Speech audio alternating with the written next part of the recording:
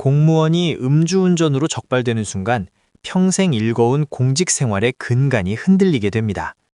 단순히 벌금을 내고 끝나는 문제가 아니라 국가공무원법과 지방공무원법에 의한 엄격한 징계가 기다리고 있습니다. 오늘은 공무원 음주운전 징계의 실상과 대응 전략을 심층적으로 다루어 보겠습니다. 행정사님, 저는 경기 남부 지역에서 근무하는 15년차 공무원입니다. 얼마 전 혈중 알코올 농도 0.09로 적발되어 벌금 800만 원을 냈습니다. 그런데 소속 기관에서 해임 이야기가 나오고 있어서 밤에 잠을 이룰 수가 없습니다. 라면 면허 취소 수치에 해당하며 공무원 징계령 시행규칙상 중징계 대상입니다. 특히 0.08 이상인 상태에서 적발되면 강등이나 정직 이상의 처분이 내려지는 것이 일반적입니다. 사고 유무나 과거 전력에 따라 해임 같은 배제 징계까지 갈 수도 있는 매우 위험한 상황이네요. 저는 수치가 0.035로 아주 낮게 나왔고 이번이 생애 첫 적발입니다. 초범이고 수치도 낮은데 저 같은 경우에도 파면이나 해임 같은 무서운 결과가 나올 수 있나요? 이상 0.08 미만인 초범은 고통 감봉이나 견책 수준의 경징계가 논의됩니다. 다만 직무 관련성이 있거나 관용차를 운전했다면 이야기가 완전히 달라질 수 있습니다.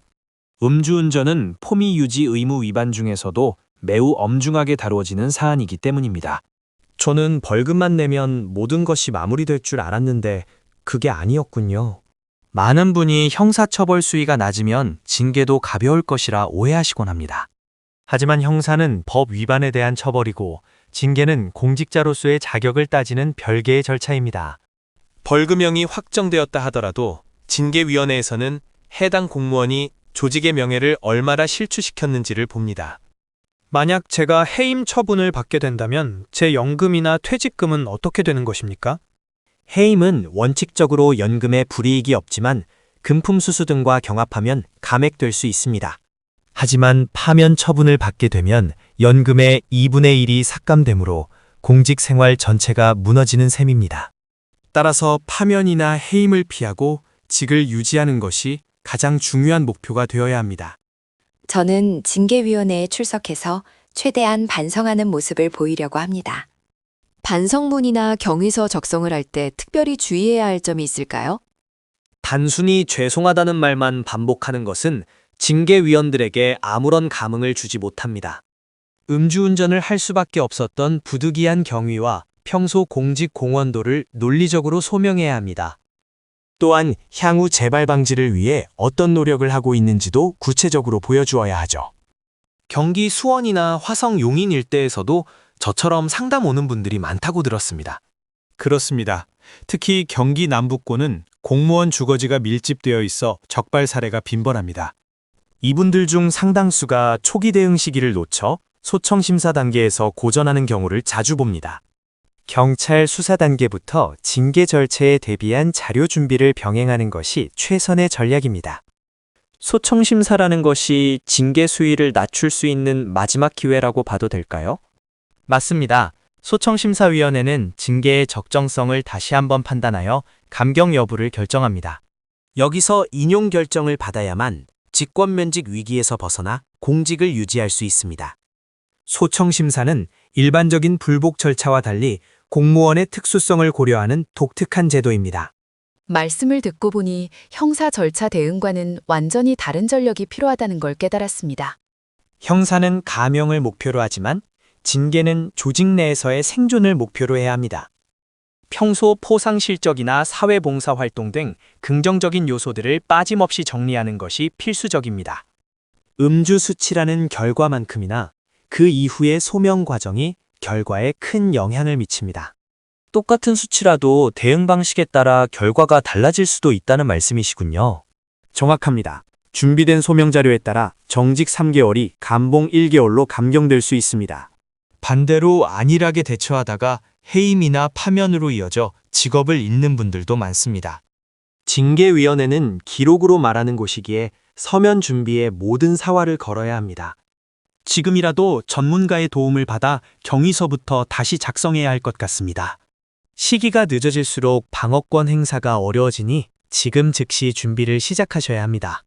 특히 사고가 동반된 경우라면 피해자와의 합의와 별도로 징계위원회용 소명 자료를 따로 만들어야 합니다. 합의서가 있다고 해서 징계가 자동으로 감경되는 것은 결코 아니기 때문입니다. 저처럼 수치가 낮은 경우에도 소청심사에서 감경될 확률이 높은 편인가요? 초범이고 수치가 낮다면 절차적 하자나 징계권 남용을 주장하여 감경을 이끌어낼 여지가 충분합니다. 중요한 것은 포기하지 않고 끝까지 자신의 권리를 주장하는 적극적인 태도입니다. 수년간 쌓아온 공직 경력이 한순간의 실수로 부정당하지 않도록 논리를 세워야 합니다. 음주운전 적발 사실이 직장에 통보되는 시점은 언제쯤인가요? 수사기관은 공무원 신분을 확인하면 10일 이내에 소속 기관장에게 수사 개시 통보를 보냅니다. 이 통보가 도달하는 순간부터 본격적인 징계 절차가 시작된다고 보시면 됩니다. 따라서 통보가 가기 전부터 소명 자료의 방향성을 설정하는 것이 가장 유리합니다. 징계위원회에 직접 출석해서 발언할 기회도 주어지는지 궁금합니다. 징계 대상자에게는 진술권이 보장되므로 직접 출석하여 본인의 입장을 말할 수 있습니다. 이때 위원들의 날카로운 질문에 당황하지 않고 일관된 답변을 하는 것이 핵심입니다. 사전에 예상 질문을 뽑아보고 답변을 연습하는 과정이 반드시 필요합니다. 소청심사에서도 원하는 결과를 얻지 못하면 어떻게 해야 하나요? 소청심사는 행정소송으로 가기 전 반드시 거쳐야 하는 필수적인 절차입니다. 하지만 대부분의 공무원 비위 사안은 소청심사 단계에서 사실상 승부가 결정됩니다. 그만큼 소청심사위원회에 제출할 이유서와 증거 자료를 철저히 준비해야 하는 것입니다. 오늘 말씀을 들으니 막막했던 마음이 조금은 가라앉는 것 같습니다. 음주운전은 분명 잘못된 일이지만 단 한 번의 실수로 모든 공직 인생을 포기할 필요는 없습니다.